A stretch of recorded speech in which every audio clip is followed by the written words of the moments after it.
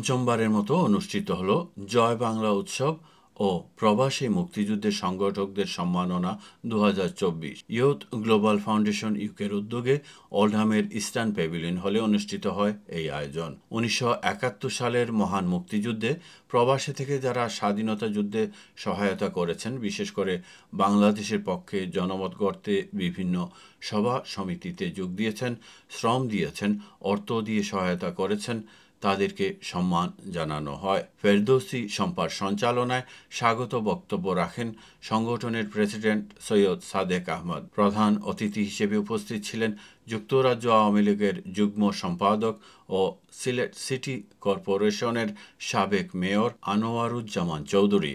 বক্তব্য রাখেন কাউন্সিলর আজাদুর রহমান আজাদ, শাহজানুর রাজা, সৈয়দ সুমিত, শেখ হাফিজুর রহমান হারিস ও দুলাল মিয়া সহ নর্থ ইংল্যান্ডের বিভিন্ন শহর থেকে আগত বিভিন্ন সংগঠনের নেতৃবৃন্দ।